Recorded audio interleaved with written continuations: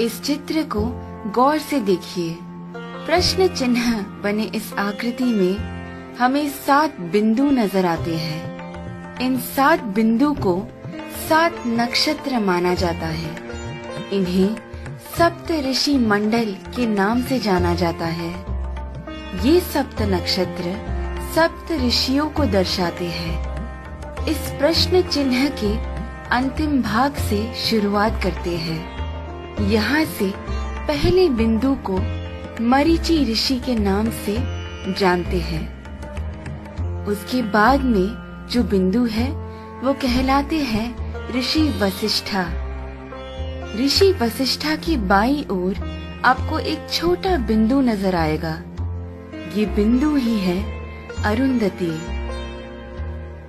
ऋषि वशिष्ठा के बाद आते हैं ऋषि अंगीरसा, फिर आते हैं ऋषि अत्रि। फिर दाईं ओर की तरफ मुड़ते हुए जो बिंदु आता है वो है ऋषि पुलस्त्य। उसके बाद आते हैं ऋषि पुलह और फिर ऋषि क्रतु। ऋषि पुलह और क्रतु के अंतर को 5 गुना मिलाकर नीचे की तरफ आएंगे तो वहां बसे है ध्रुव नक्षत्र।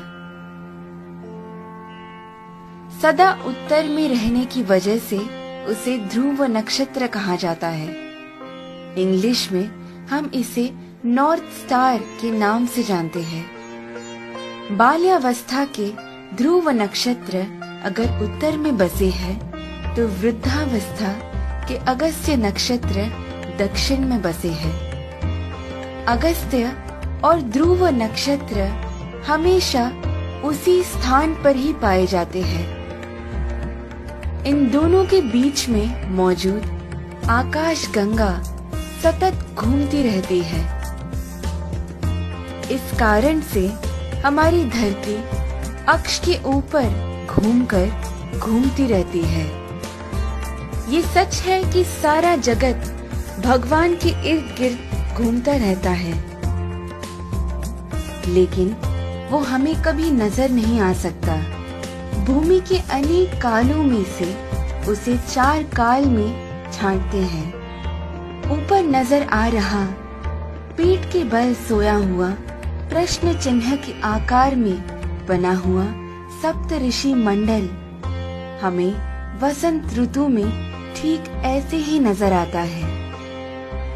आगे बढ़ते हुए शिशिर ऋतु यानी ठंड के मौसम में हमें सप्त ऋषि मंडल ऐसे नजर आता है।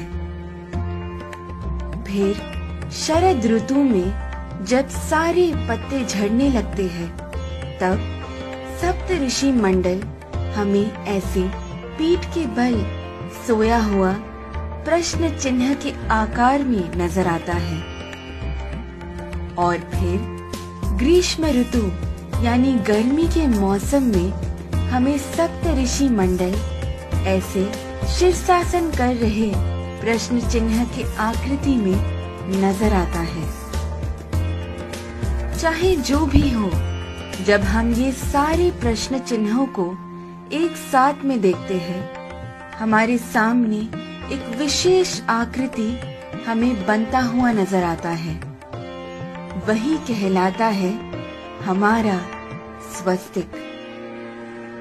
स्वस्थ का मतलब है आरोग्यवान।